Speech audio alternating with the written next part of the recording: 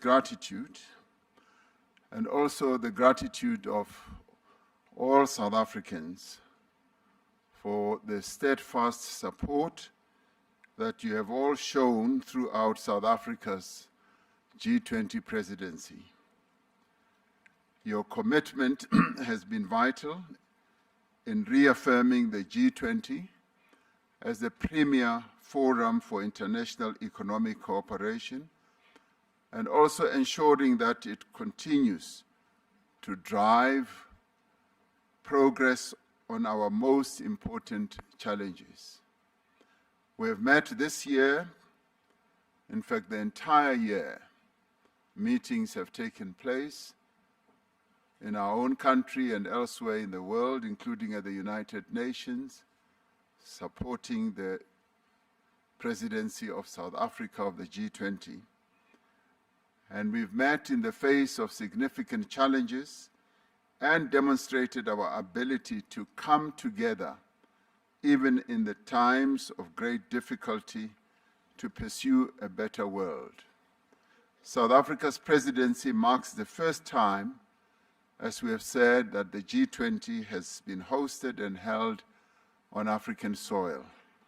We are truly honored and humbled by that, not only as South Africans, but as Africans as a whole. Recognizing the importance of this milestone, we have sought to place Africa's growth and development interests at the heart of the G20's agenda. The greatest opportunity for prosperity in the 21st century lies in Africa. Harnessing that opportunity will require a rather strong partnership between Africa and the G20, and indeed between Africa and the rest of the world. Recognizing our interconnectedness as a global community of nations, we have called for an end to conflicts and wars around the globe, and for a just and comprehensive and lasting peace. This summit has taken place at a crucial time as calls around the world grow louder for progress on the imperatives of our time: to end poverty in all its forms and ramifications, to reduce inequality within and amongst countries, and to take urgent action to combat climate change. This year, we have recognized the growing debt burden that is faced by many developing economy countries as a major obstacle to achieving the Sustainable Development Goals of the United Nations. The G20 has pledged to extend support to low and middle income countries as they confront debt vulnerabilities. Together, we must create a virtuous cycle of reduced debt, higher public investment, and more rapid and inclusive economic growth. When we become more successful, all of us, then the whole world becomes successful. When we began our presidency, we pledged to mobilize the G20 to strengthen disaster resilience and response. Climate-induced natural disasters spare no country.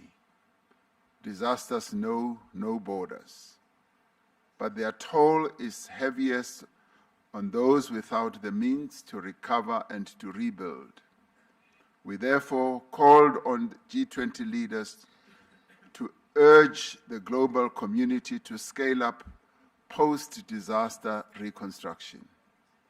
In this regard, South Africa introduced the high-level voluntary principles for investing in disaster risk reduction and encouraged international collaboration to strengthen investment in preventing and responding to disasters. We've made progress in mobilizing finance for a just energy transition. Climate change touches every nation, but it impacts on everyone unevenly. That is why we have together pledged to increase the quality and the quantity of climate finance to developing economies, to strengthen multilateral development banks, to support country platforms like the Just Energy Transition Partnership, and to unlock private capital. We reaffirmed our dedication to energy security, affordability and universal access, and the importance of supporting developing economies in their transition to low carbon emissions. We recognize the need for deep, rapid, and sustained reductions in greenhouse gas emissions and the need to substantially scale up investment and climate finance from all sources. During this summit, we reaffirmed our support for the G20 Critical Minerals Framework, a cooperative blueprint to ensure that critical minerals resources drive prosperity and sustainable development across the globe. Our presidency coincided with the end of the first cycle of the G20 presidencies.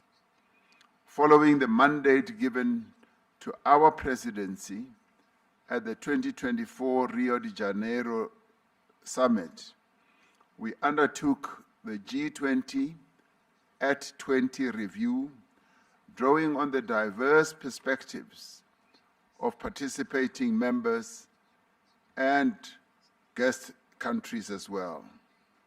It is our hope that the recommendations of the review will serve as a helpful guide for the G20 to ensure that it remains fit for purpose in an ever-changing world. In fact, the indicative report already says that the G20's existence should continue as it serves a good purpose in giving guidance to the economic well-being of the world. At the heart of our presidency lies a conviction that the G20 must act boldly and act together to create an environment of inclusive growth, an environment of reduced inequality, and an environment which will support sustainable development. South Africa has used this presidency to place the priorities of Africa and the Global South firmly at the heart of the G20 agenda. Building on the developmental agenda of previous presidencies in Indonesia, in India, and Brazil, we have prioritized the issues that matter most to developing economies. And in executing our task as a G20 president, we learned a lot from what Indonesia did, what India did, and what Brazil did.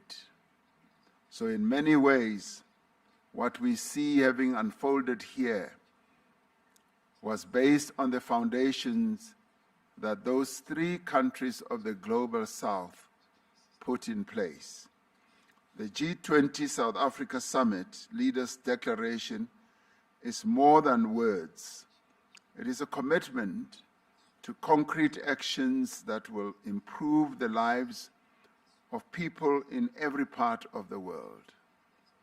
Our agreement on a declaration during this summit demonstrates the value of the G20 as a forum that can facilitate joint action on issues of shared concern. Shared concern not only for the leaders, but shared concern for the peoples of the world. More than that, it reaffirms our renewed commitment to multilateral cooperation and our recognition that our shared goals outweigh our differences. Together, we must accelerate progress towards the 2030 Sustainable Development Goals of the United Nations and the Pact for the Future. We have laid the foundation of solidarity.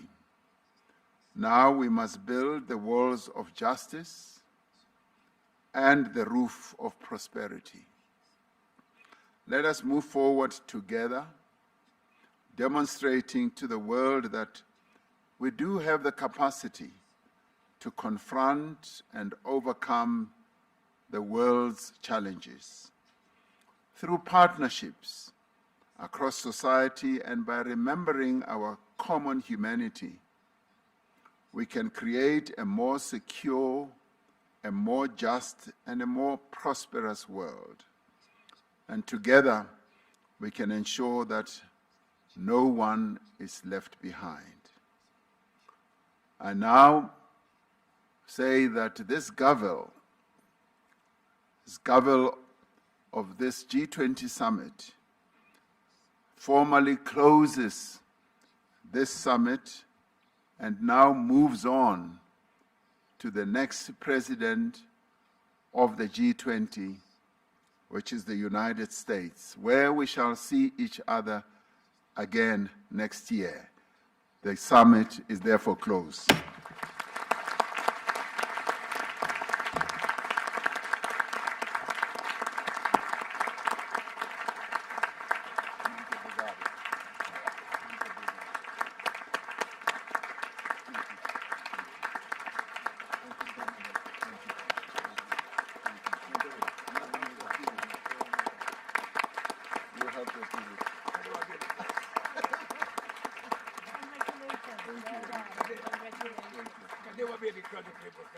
Where's the United States?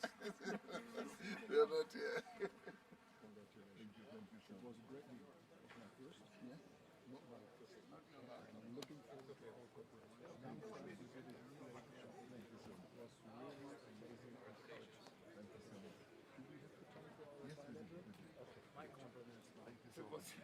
We'll take you there.